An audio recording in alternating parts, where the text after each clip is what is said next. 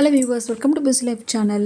இன்றைக்கி இந்த வீடியோவில் என்ன ரெசிபி பார்க்க போகிறோன்னா கேரளா ஸ்டைல் கடலைக்கறிங்க. இது வந்து சப்பாத்திக்கு, இட்லி, தோசை, ஆப்பம், இடியாப்பம், புட்டுக்குமே ரொம்ப சூப்பராக இருக்கும்.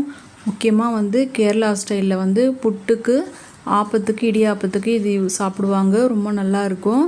இதுக்கு வந்து நான் வந்து ஒரு 1/4 கிலோவுக்கு அளவுக்கு மூக்கடலையே ஓவர் நைட் ஊற வச்சுட்டு காலையில் 5 விசிலுக்கு எடுத்து கழுவிட்டு வேக வச்சுருந்தேன். அந்த தண்ணியோடு உப்பு போட்டு இப்போது இதுக்கு தேவையான இன்க்ரீடியன்ஸ்லாம் எடுத்து ரெடி பண்ணி வச்சுட்டேன். எப்படி செய்து பார்க்கலாம் வாங்க. அதுக்கு முதல்ல ஒரு மசாலா வறுத்து அரைக்கணும்.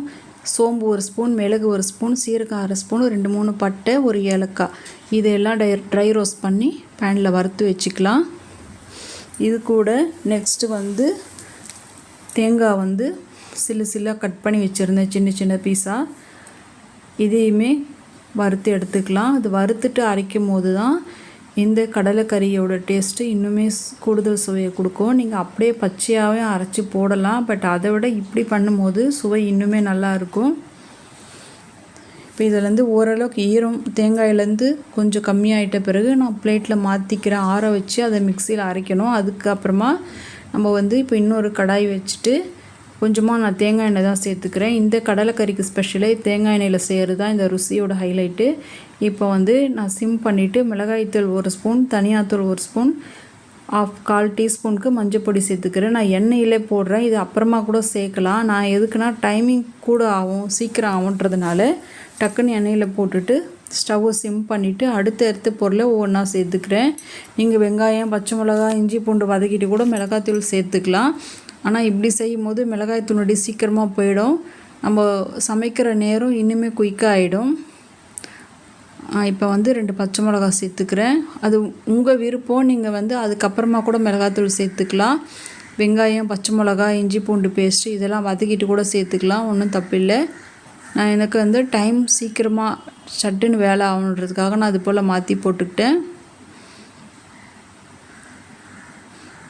இப்போ இந்த மாதிரி இஞ்சி பூண்டு பேஸ்ட் போட்டு வதக்கிக்கிறேன்.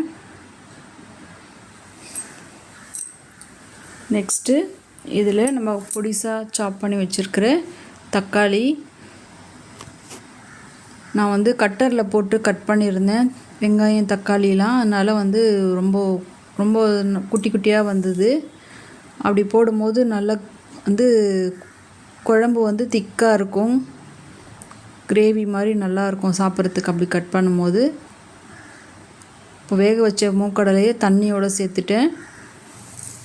அதில் சால்ட்டு போட்டிருக்கோம். அப்படி இருக்கிறதுனால நம்ம இதில் போடுற சால்ட்டை ரொம்ப கவனமாக போடணும், ஜாஸ்தியாகிட போடுது.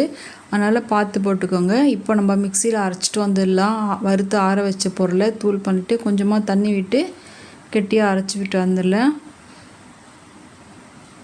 இப்போது குழம்பு நல்லா கொதிச்சிச்சு. இப்போது நம்ம அரைச்ச தேங்காய் விழுது மசாலா பேஸ்ட்டு அதில் சேர்த்துக்கலாம். கொஞ்சம் மிக்ஸி ஜார் அலசி ஊற்றிக்கலாம். அதுக்கப்புறம்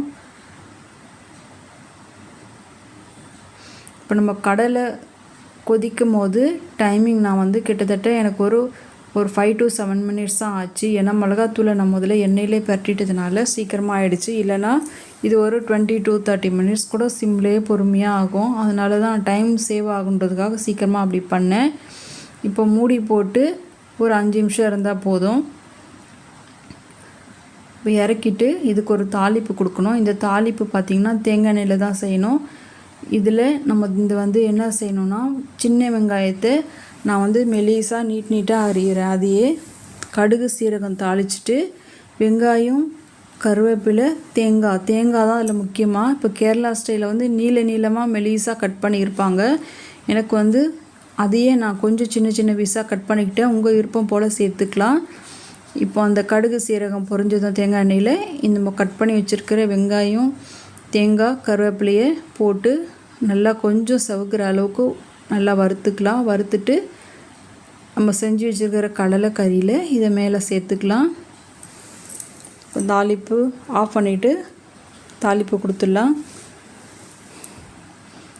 அவ்வளோதாங்க, ரெடி ஆயிடுச்சு. சூப்பராக ரெடி ஆயிடுச்சு பாருங்கள். இது டேஸ்ட் வந்து தேங்காய் எண்ணெயில் செய்கிறது, வறுத்து அரைக்கிற அந்த மசாலா பொருட்கள்னால ரொம்ப சூப்பராக இருக்கும். சுவை ரொம்ப நல்லாயிருக்கும். ட்ரை பண்ணி பாருங்கள். தேங்க்ஸ் ஃபார் வாட்சிங்.